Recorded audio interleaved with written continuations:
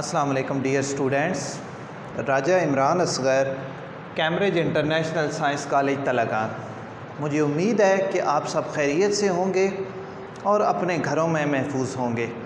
جیسا کہ آپ کو معلوم ہے کہ کیمبرج انٹرنیشنل سائنس کالج نے آن لائن کلاسز کا اجرا کیا ہے، تو اس سلسلے میں جماعت نہم کے لیے اور پری نہم کے لیے آج جو اردو کا پہلا لیکچر ہے وہ میں نے مناسب سمجھا کہ آپ تمام بچوں کو بورڈ پیٹرن پہ بتا دوں کہ بورڈ کا پیٹرن کس طرح ہوتا ہے، کس طرح پیپر کو حل کیا جاتا ہے، یا بورڈ کس طرح کے سوالات دیتا ہے، تاکہ آپ اسے مکمل طور پہ جب آپ سبق پڑھیں تو مکمل طور پہ سمجھ سکیں اور پیٹرن کے مطابق سوالات، جوابات اور جو بھی چیزیں سبق میں سے آتی ہیں آپ کو معلوم ہو سکیں۔ تو آئیے سب سے پہلے حصہ معروضی، یہ کثیر الانتخابی سوالات ہوتے ہیں جس میں 15 نمبر کی معروضی دی جاتی ہے۔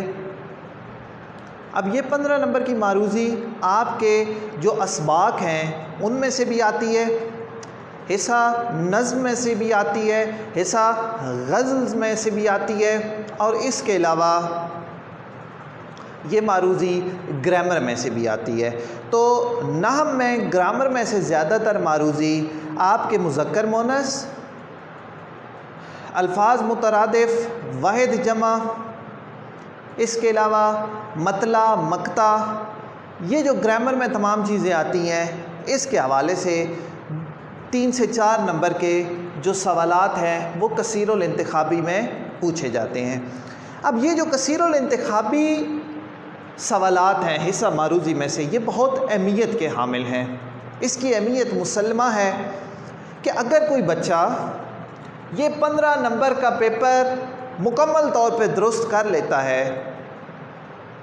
تو وہ پیپر میں ایک اچھا سکور کرنے، اچھے نمبر لینے کے قابل ہو جاتا ہے۔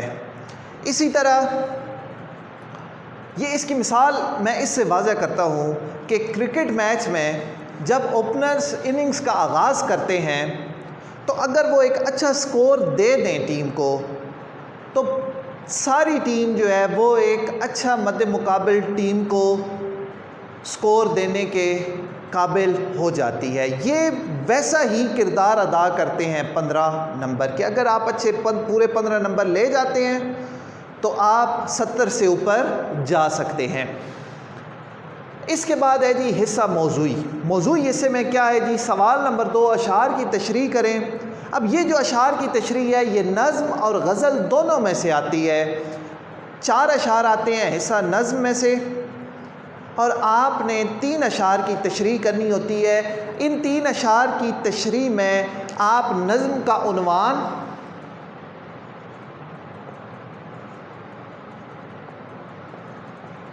اور شاعر کا نام،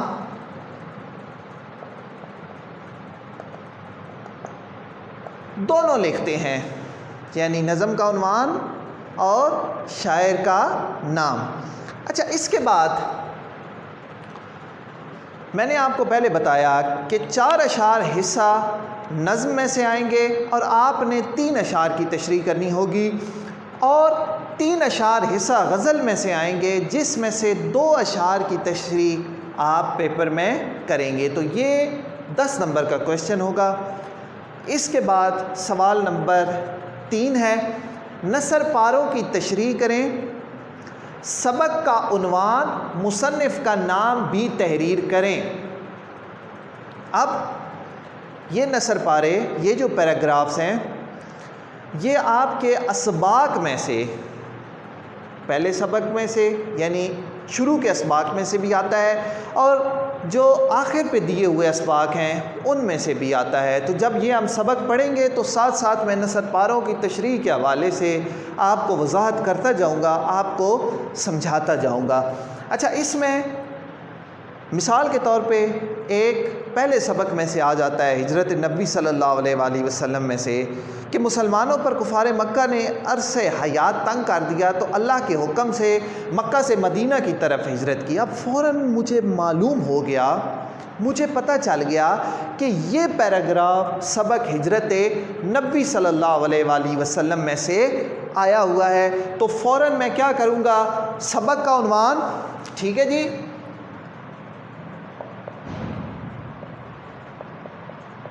اور مصنف کا نام، سبق کا عنوان اور مصنف کا نام یہ دونوں لکھ دوں گا۔ اس کے بعد خط کشیدہ الفاظ کے معنی۔ اب خط کشیدہ الفاظ کے معنی کیا ہیں؟ اپر لائن ہوتے ہیں، جس طرح یہ معروضی لکھا ہوا ہے تو میں نے اس کے اوپر ایک لائن لگا دی، تو اس کا مطلب کیا ہے کہ اس لائن کے نیچے جو بھی لفظ ہے آپ اس کا معنی لکھیں گے، تو وہ بھی خوبصورت کر کے طریقہ کار کے مطابق میں آپ کو بتاؤں گا، آپ نے لکھنا ہوگا۔ اچھا، اس کے بعد سوال نمبر 4، سوالات و جوابات۔ اسباق کے آخر میں جو مشق میں سوال جواب دیے ہوتے ہیں، اور اس کے علاوہ سبق کے درمیان میں سے بھی وہ کوئی بھی کویسچن بنا سکتا ہے، تو اس لیے مکمل دھیان سے اور احتیاط سے جب سبق پڑھایا جائے تو آپ سنیں گے اور توجہ دیں گے۔ نظم اور غزل میں سے بھی یہ سوال جواب آتے ہیں۔ سوال نمبر 5، خلاصہ نگاری۔ 2 اسباق کے عنوان دیے ہوتے ہیں، ان میں سے ایک کا خلاصہ آپ نے لکھنا ہے، یہ ہوگا آپ کا 5 نمبر کا، ٹھیک ہے جی۔ اچھا، اس کے بعد ہے جی سوال نمبر 6، نظم کا خلاصہ یا مرکزی خیال۔ یہ آپ نے خلاصہ لکھنا ہے یا مرکزی خیال لکھنا ہے۔ اچھا، اس کے بعد سوال نمبر 7 ہے خطوط نگاری یا درخواست نویسی۔ ایک خط دیا ہوگا، مثال کے طور پہ اپنے والد صاحب کو اپنے نتیجہ کی اطلاع دینے کے لیے خط تحریر کریں، ایک خط دیا ہوگا، یا درخواست پرنسپل صاحب کے نام اسکول سے سرٹیفکیٹ حاصل کرنے کی درخواست لکھیں۔ اب دونوں میں سے آپ نے ایک کرنی ہوگی، اور یہ بھی 10 نمبر کا سوال ہوگا۔ یہ 5 نمبر کا ہوگا خلاصے والا، اور یہ 10 نمبر کا سوال۔ اچھا، اس کے بعد سوال نمبر 8 ہے مکالمہ یا کہانی۔ آپ نے کہانی لکھنی ہے یا کہ مکالمہ لکھنا ہے۔ اچھا، اس کے بعد سوال نمبر 9، فقرات کی درستگی اور جملے مکمل کرنا، کہ خالی جگہ پر کریں آپ، یا ایک غلط جملہ دیا ہوگا وہ آپ نے درست کرنے کے لیے کر کے لکھنا ہوگا، اور وہ جو آپ درست کر کے لکھیں گے 1 نمبر کا ایک جملہ ہوگا، یا جملے مکمل کرنا۔ یہ ضرب الامثال میں سے آتا ہے۔ مثال کے طور پہ ایک سوال آ گیا جی کہ تخم تاثیر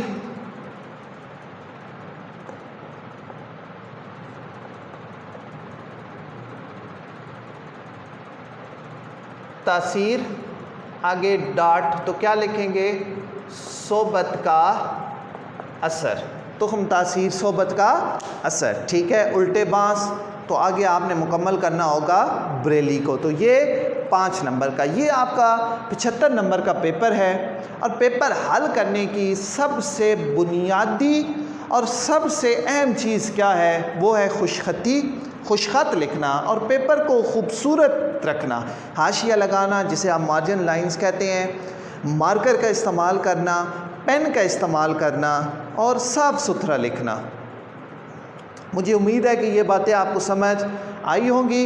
نیکسٹ انشاءاللہ کل ہم اپنا پہلا سبق ہجرت نبی صلی اللہ علیہ وآلہ وسلم شروع کریں گے، جس کے مصنف مولانا شبلی نعمانی ہیں۔ اس میں آپ کو معروضی بھی بتاؤں گا، اس میں آپ کو نثر پاروں کی تشریح کس طرح کی جاتی ہے وہ بھی بتاؤں گا، اور ساتھ ساتھ جو سوالات کے جوابات ہیں، تاکہ پیپر کا مکمل احاطہ ہوتا جائے۔ Thank you very much.